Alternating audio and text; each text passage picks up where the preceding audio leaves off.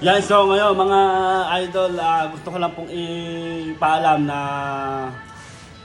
mayroong naiwan na isang bagay dito na item na guest natin kagabi. Yan, medyo idol, mga before, basta hindi ko na iyaano yung oras. Baka mamaya may pumunta rito, sabihin kanya mga idol. Ayan, medyo idol kagigising lang po natin ano. Ayan, medyo anong oras na po, alas 4 na po mahigit mga idol. Ayan, makabalik po tayo sa ating nakuha o napulot natin na hindi naman natin inaasahan na ganun yung makukuha natin na item mga idol. Kasi bihira lang po itong na to. Hindi ko po alam kung may halaga ba to o wala. Kahit wala pong halaga yan idol. Kung hindi naman sa atin at hindi natin pinaghirapan, antayin natin bumalik yung nakalaglag ng isang bagay na siguro yung gamit na yan, mahalaga sa kanya, pinaghirapan niya. Yan mga idol, ito lang po ang ating pagmamalaki. Lalong-lalo na po sa mga waiter natin. Mga waiter natin, kung kayo po ay may nakitang isang bagay na naiwan, i-surrender nyo. Kung kung gusto nyo naman po, itago nyo. Pag may naghanap, ibalik nyo. Basta pag may naghanap, huwag kayong mang-aangkin na porket napulot mo sa'yo na. Hindi ganon. Tsaka isa pa, hindi natin alam kung saan pupuntahan po yung ating guest. Or wala siyang contact number. Ayan, mga ganyan. Diba? Ngayon, kung talagang dito nalaglag yan, waiter ang nakakuha, maibabalik po sa inyo yan, idol.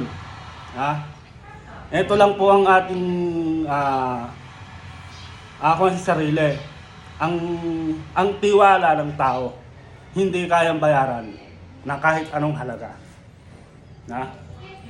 Mas mainam po yung hindi natin na kimkimin na porkit napulot natin. Ngayon, kung sino ka man, basta yung gamit mo na naiwan dito na item, huwag ka mag-alala. Bumalik ka lang dito, idol. Mababalik siya yan. Hindi ko na ipapakita kung anong item nyo kasi baka mamaya may ang dami magpuntahan dito. Oy, akin yung nawala na yan. Oy, may naiwan ako dyan. Diba? Kaya nga yun nga yung sinasabi ko. Diba? Sa mga tao na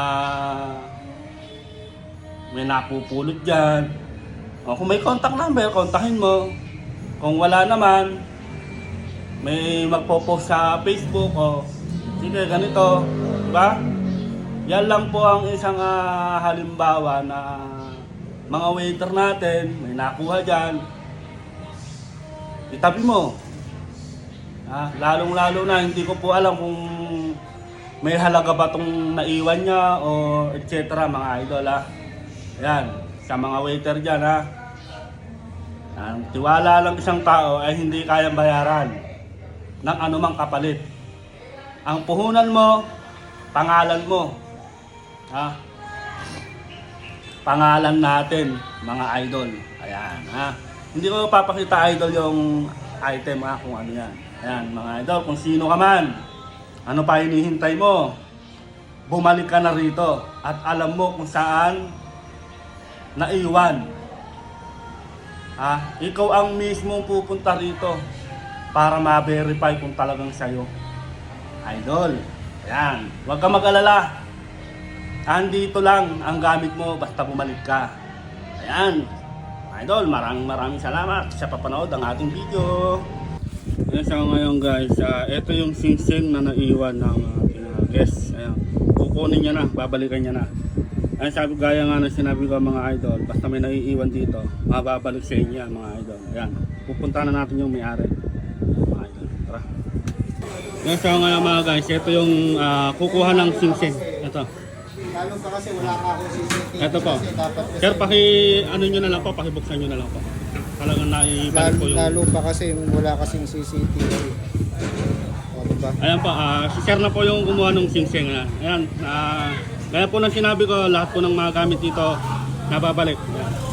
Ayan, Sir, salamat po. Sige. Thank you din, Thank you kuya. po, thank you po. At ipapalik ko